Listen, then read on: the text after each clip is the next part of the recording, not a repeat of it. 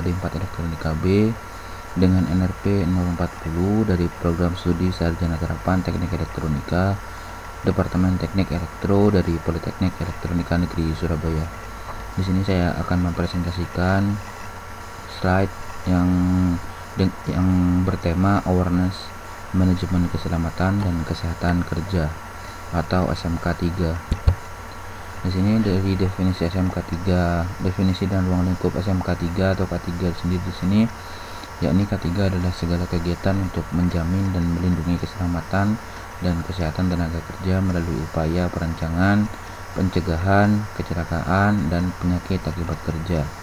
Kemudian ruang lingkupnya di sini K3 mencakup aspek-aspek seperti identifikasi bahaya, penilaian risiko, pengendalian risiko, serta pembinaan dan pelatihan terkait keselamatan dan kesehatan kerja. Di sini kenapa sih K3 itu penting? Di sini terdapat setidaknya 3 poin, yakni yang pertama adalah melindungi tenaga kerja. Di sini berkesinambungan juga dengan tujuan K3, yaitu untuk mencegah kecelakaan dan penyakit akibat kerja serta menciptakan lingkungan kerja yang aman dan sehat.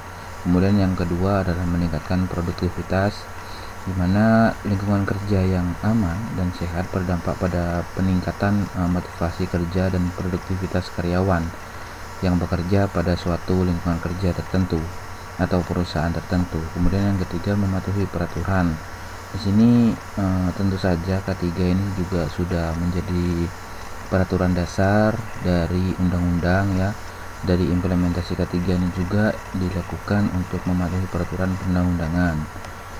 Kemudian peran dan tanggung jawab pemangku kepentingan dalam implementasi K3. Di sini setidaknya ada 3, yakni ada manajemen, karyawan, dan pemerintah. Di sini tiga-tiganya berperan aktif dalam peran ataupun tanggung jawab untuk pemangku kepentingan dari K3 itu sendiri. Kalau dari pemerintah jelas untuk menetapkan peraturan dan memastikan kepatuhan perubahan terhadap standar K3 yang ditetapkan. Yang kedua, dari manajemen sendiri itu juga bertanggung jawab atas kebijakan, sumber daya, dan komitmen dalam implementasi dari K3. Dari karyawan ini juga harus berpartisipatif aktif kegiatan K3 dan mematuhi prosedur dan serta peraturan yang berlaku. Jadi ya percuma kalau pemerintah sudah buat undang-undangnya, manajemen juga sudah menyusun dan juga sudah menyiapkan sumber daya untuk K3, namun karyawannya enggan untuk berpartisipasi karena alasan pribadi tertentu.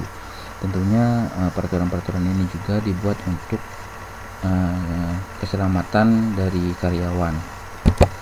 Kemudian yang ketiga, yang selanjutnya di sini ada identifikasi bahaya dan risiko di tempat kerja. Di sini dari identifikasi bahaya ini didasarkan atas potensi bahaya yang menimbulkan kecelakaan atau penyakit akibat kerja, bisa fatal, bisa ringan ya, tergantung dari dampak yang dihasilkan. Kemudian analisis risiko ini mulai memungkinkan dan tingkat keparahan dari bahaya yang teridentifikasi. Jadi ketika bahaya itu sedang, tinggi, itu kan tentu memiliki risiko yang berbeda-beda. Kemudian evaluasi dari risiko itu nanti masuk kepada pemangku kepentingan di situ ya. Kalau di slide sebelumnya dijelaskan pada manajemen dan pemerintahan. Di sini bertanggung jawab atas kebijakan ya, kalau pemerintahnya menetapkan peraturan dari analisa penilaian risiko di tempat kerja gitu. Kemudian untuk pengendalian risiko ini tadi setelah dianalisis risikonya seperti apa, kemudian yang pertama yang dilakukan adalah eliminasi, yakni menghilangkan atau menghapus bahaya dari tempat kerja itu sendiri. Yang kedua adalah substitusi, mengganti bahan, proses atau peralatan yang berbahaya dengan bagian yang lebih aman. Yang ketiga adalah pengendalian teknis, itu menggunakan peralatan atau sistem kerja yang mengurangi paparan bahaya seperti pengadaan APD dan sebagainya. Kemudian pengendalian administratif itu menerapkan prosedur, pelatihan, dan manajemen yang mengurangi risiko, bisa distandarisasi untuk pekerja yang akan bekerja di suatu wilayah dengan tingkat risiko yang tinggi seperti kepemilikan sertifikasi, seperti kepemilikan keahlian dan lain sebagainya. Selanjutnya budaya keselamatan ini tentunya penting ya, dimana ini bisa terbentuk jika 4 dasar ini dijalankan dengan baik antara pekerja maupun pengelola kepentingan. Dalam hari ini adalah manajemen gitu ya. Di sini ada komitmen, di sini dukungan tentunya, dan keteladanan manajemen puncak dalam penerapan ketiga. Kemudian ada kerjasama, dia partisipatif aktif seluruh karyawan ataupun manajemen dalam menjaga keselamatan bersama. Kemudian komunikasi yang terjalin dengan baik begitu. Kemudian ada perbaikan dan keberlanjutan untuk evaluasi peningkatan yang terus menerus bisa untuk memastikan keefektivitasan dari sistem ketiga yang telah dibuat.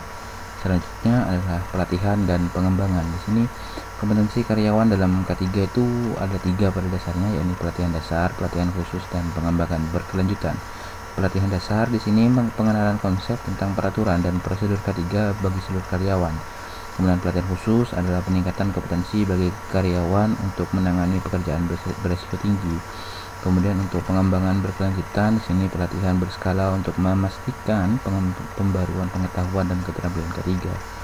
Untuk mata kuliah K3 sendiri ini masuk ke dalam pelatihan dasar, karena kami di sini hanya dikenalkan tentang konsep, peraturan, dan prosedur K3 ketika kita bekerja di suatu lapangan pekerjaan tertentu atau suatu perusahaan tertentu begitu.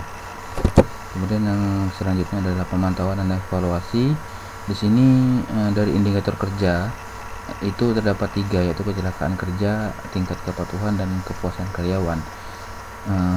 Pemantauan evaluasi K3 ini ditujukan untuk mengelola dan mengembangkan kembali peraturan-peraturan dari manajemen atau pengelola kepentingan, dalam hal ini manajemen ataupun pemerintah, untuk mengembangkan peraturan-peraturan yang akan dibuat atau dikembangkan ke depannya. Di sini ada kecelakaan kerja itu dari biasanya parameternya itu merupakan jumlah dan tingkat keparahan kecelakaan yang terjadi. Terus kalau tingkat kepatuhan itu biasanya parameternya dari presentasi pemenuhan persyaratan dan prosedur K3. Kemudian untuk kepuasan karyawan di sini biasanya diimplementasikan atau diambil dari parameter tingkat kepuasan karyawan gitu ya. Dari implementasi peraturan K3 itu apakah dia berdampak buruk atau malah semakin buruk begitu ya. Ketika awalnya sudah buruk, dibuat manajemen kok malah merepotkan atau tambah buruk begitu. Itu menjadi evaluasi tersendiri dalam pemantauan kinerja manajemen dari K3. Sini dari perbaikan berkelanjutan yang upayanya untuk menuju K3 yang lebih baik sini ya. Ada identifikasi masalah, itu kita disuruh mencari dan menyelidiki akar permasalahan terkait implementasi K3 yang tadi dalam slide sebelumnya bisa dari indikator kepuasan karyawan gitu ya. Kalau karyawannya tidak puas, itu bisa kita selidiki apa-apa yang mungkin bisa menjadi penyebab karyawan itu tidak puas dengan peraturan-peraturan K3 yang sudah dievaluasi sebelumnya. Kemudian analisis dan evaluasi, di sini mengkaji ulang ya dan menilai efektivitas sistem manajemen K3 yang telah ada.